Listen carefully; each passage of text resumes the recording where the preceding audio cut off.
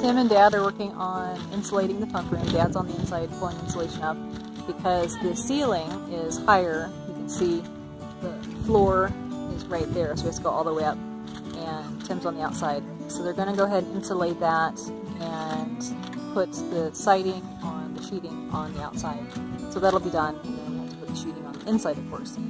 Once that is done, then we'll finish hooking up the guttering and getting the plumbing all done, and then we'll have water for the stairs. So, and we don't want to have the 2 layers on there, so he's taken off that second layer so we don't have a double vapor barrier on there. Dad, go in there. See how well he's moving? He's got to move one of the tanks out of the way.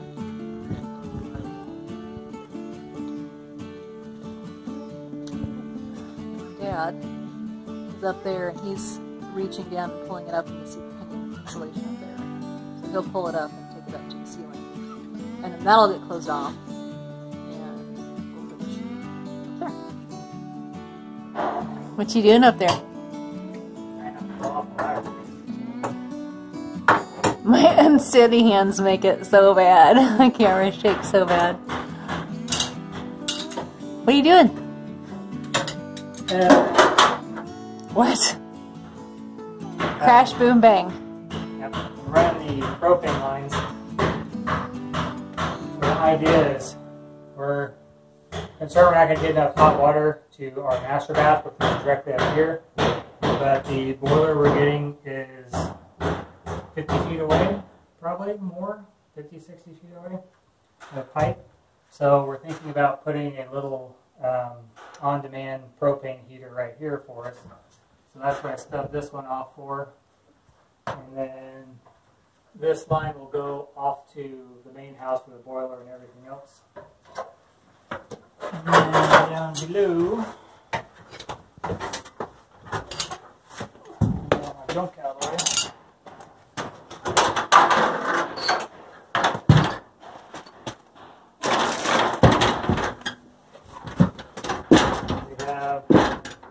Service line coming in here. This stub off will go to the RV. This will be an extra one in case we need it in here. There's no heat in this room. On the other side of the wall there's heat in the floor, radiant, but I don't know if it's going to have to keep this room above freezing. So in case we got to put a little propane heater in here, that's what I'm stubbing that one off for. So this one I've got to run it through the wall, and then we'll get a hookup for our RV so we can start running our RV off of the house's propane tank until we get everything else up and running. So everything went smooth except for I had to use my union, which is one of these, on the outside.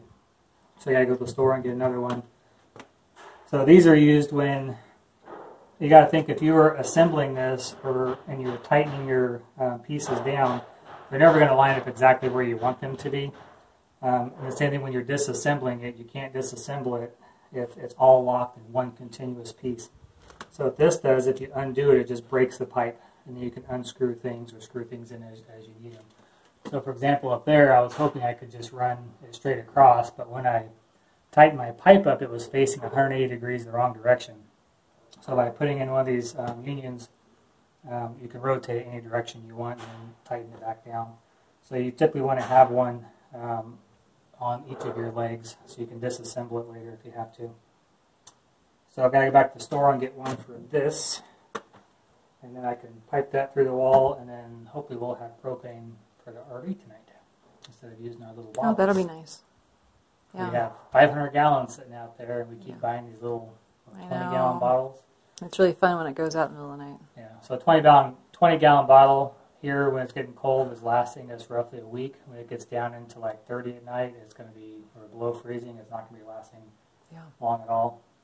When we go camping, we go through 2 bottles in a 5-day, 6-day period when we go on our winter camping trip. So we're going to start burning through them pretty fast. So this will solve that problem. But I'm missing the part, so now I got to go spend an hour to drive and get a part and come back. But do what you got to do.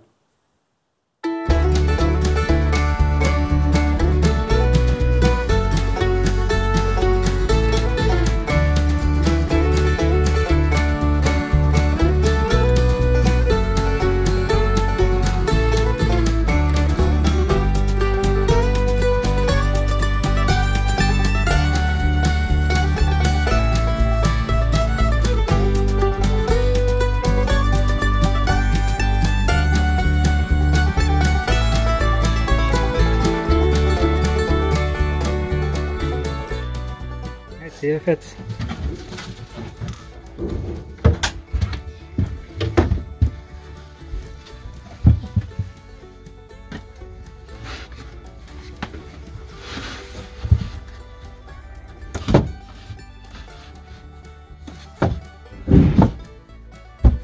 Look at that. Woohoo! Do a good job. Now. Huh? Flush that top piece pretty darn close. Good job. Oh, good. So I measured that right. I did it just right, didn't I? Okay, organize it. Put the water jugs in there and get things up off the floor. Shut the door, it's cold. Good job, girls. Yay. Now I need to finish building the rest of the house. I quit. It's all on you.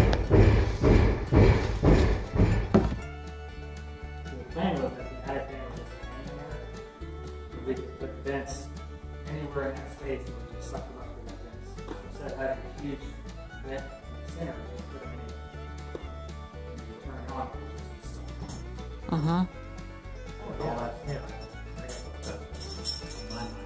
Look at that mess. Oh my gosh. Are you recording already? I am. Tim. What are you doing? In your little corner. Well, huh? In your little corner. I gotta back up. You just need to be corner. This is my cave. It's dark in here. You gotta be corner. Dark. Pipe through. I went ahead and changed my plans. Instead of putting the union here, I just ran the pipe straight through. I was gonna put you put this little. I don't know what they call it. Your hands are so gross. Yeah. So the pipe's covered in grease, and that's what you get. Anyways, you put this little catch at the bottom, so if any dust or debris gets in here, it settles down in there and doesn't flow through your pipes and clogs your orifices. This line is pressurized and seems to be good, not any leaks or anything like that. So this one is run out to the camper. So we'll go ahead and turn it on. Something blew up. Yeah.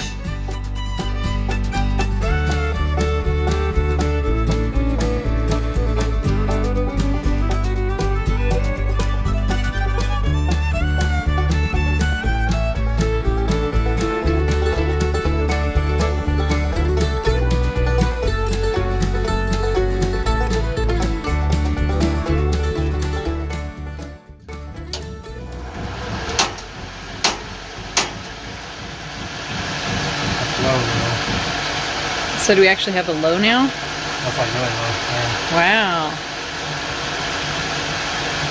The flame looks like it's a different color too. I still do. No, before it was kind of, it had more orange. That's because the flame was bigger. Okay. Yeah, So that's nice having a low. So we're actually running through three regulators. We have the regulator on the tank, we have the regulator when it comes to the house, and then we have the regulator on the camper. So because of all that, the pressure has dropped down quite a lot. So the benefit to that is our flame is not as high as it was before, so our cooking should be a little bit easier to get an actual low versus a everything boils. But oven works. Check the furnace, it works. So we now have 500 gallons of propane for our camper. Our 150 square foot camper. Yes. So yay! Crack-a-lacking on the house. Hey, I know, I'm just kidding because you're living here. I know, one more thing off the list. I know. So now I've got to run the gas line 50 foot over and then down, actually more than that, 70 foot. And I have to break off 1, 2, 3, 4 different places. Yes. Yeah, that'll be fun. It's a lot of pipe. It's a lot of pipe. We're laying some pipe. It is super windy, so I'm hoping that's not coming through in the video, but I wanted to do a walk around to show you what we've had going on the last couple weeks. We really haven't been able to videotape much because it's a lot of little bitty things and it just takes a lot of time, and that would just make really, really boring videos. We've been planting a ton of stuff the last couple weekends. I have, maybe a couple more things, 2 more things I think I want to transplant from one property to another, and then I think that's pretty much going to be done for planting this year. So I'm excited to have that done, and it'll be nice when everything is in and done. Okay, so try not to zoom around too much. This is the pump room, and fair warning, it's a mess everywhere. But we got this all sheeted, the insulation is all up everywhere, so that's exciting to have all that done. I'm not going to zoom up, but it's sheeted all the way up, and then it is insulated all the way on the inside as well. So we do need to slide this tank over on the right back into place. So going over, obviously, by the camper, and excuse the mess. Like I said, it's super humid today, so the concrete has really sucked that in, and our big mess in here. Okay, so craft room over here. Tim does have that wired, which is awesome. Have that done, and we're slowly working on getting all of the boxes put in.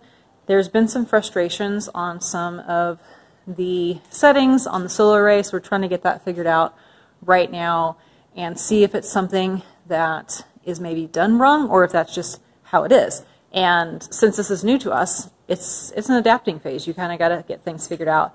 And we are using everything hooked up on the camper, so you know, is it the camper that's pulling a lot, or is it something else? So we're trying to get that figured out.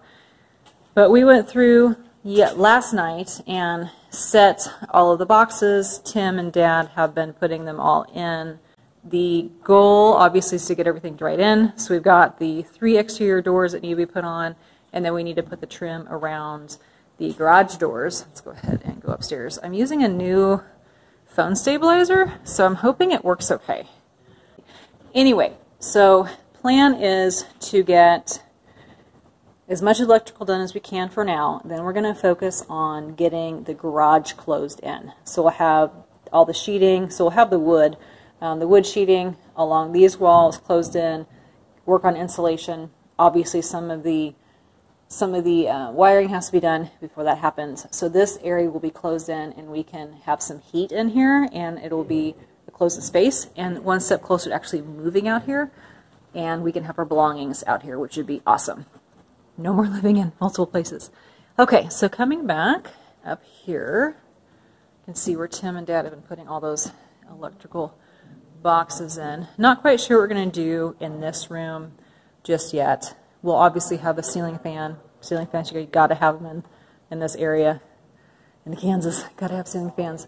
One thing that we don't want to do that we had in the last house is they had can lights in. And this is a wider room than our living room. We did have very high ceilings in the last house, but this one is wider. So what they had done is they had can lights. They had 4 can lights, and they had a ceiling fan in the middle. However, everything was on the same light switch, which it was nice, it seemed nice, but when you had the fan on, which we always had the fan on, and the light was on, you had a strobe effect from those can lights, and you couldn't turn them off unless you unscrewed the bulbs. So that's something that we need to figure out how we're going to do that here, because we would like to have those can lights again here, but really have them on a different switch or something else. Sorry if this is kind of rotating fast. I'm trying to get it all figured out how to use this. So ceiling fans in every single room. We will have 2 in this room. This is going to be kind of a craft room, multi-purpose space. We'll have a nice couch right here. Storage will be in this room. Take you in there really quick. So this will be some storage space, really deep. That goes a long way down in there. So that's what we have going on right now. And we didn't, like I said, record much because the electrical part is very slow. It's very tedious, and it's kind of boring. Doors are going to go in, and we're going to get that done this weekend. So I'm excited to get that in. And now I'm going to sign off because the girls and I are going to go clean out the other side of the barn, because we do eventually want to get some more animals, and that is going to be part of that. We're going to wait kind of to the winter time to start working on clearing out for fencing because of all the poison ivy and all of that. So anyway, I'm going to sign off. Had a great day of planning things. We're going to go work on cleaning out that other part of the barn. Keep going.